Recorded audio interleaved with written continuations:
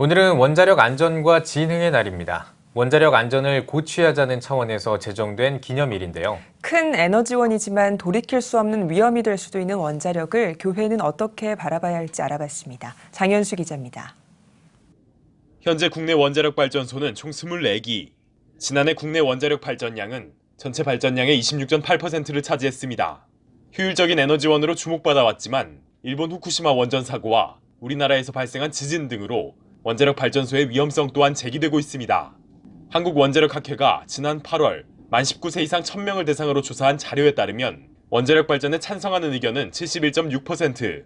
하지만 원자력 발전의 안전성을 묻는 질문에 40.7%가 안전하지 않다고 답했습니다. 원자력 발전에 대한 전문가들의 찬반 논란도 지속되는 상태. 한번 발생하면 돌이킬 수 없는 피해를 안길 수 있는 원자력 관련 사고. 생명과 자연 문제에 직결되는 만큼 교회의 우려와 관심도 존재합니다. 핵없는 세상을 위한 한국 그리스도인 연대는 탈핵과 에너지 전환 운동에 한국교회가 적극 나서길 촉구하고 있으며 기독교 환경운동연대, 한국 YWCA 연합회도 환경운동과 워크숍 등을 진행하고 있습니다. 한국기독청년협의회는 전국 원전 주변 방사능 수치를 측정해 표시하는 방사능 오염 지도를 제작해 원자력 발전에 대한 경각심을 전하고 있습니다.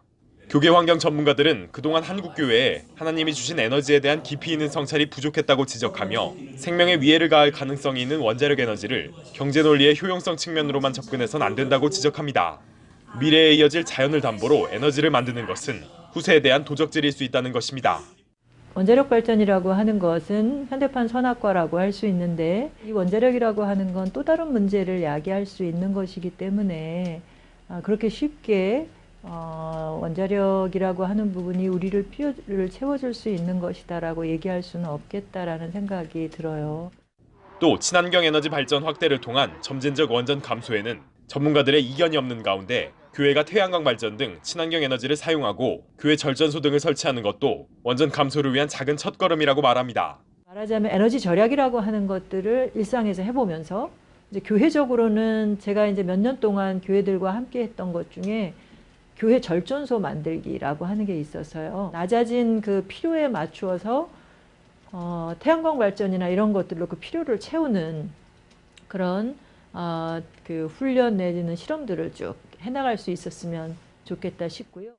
효율적인 에너지원이지만 하나님께서 창조하신 생명과 자연을 위협할 수도 있는 원자력. 교회도 경각심을 갖고 건강한 에너지 문제에 관심을 가질 필요가 있어 보입니다. CTS 뉴스 장현수입니다.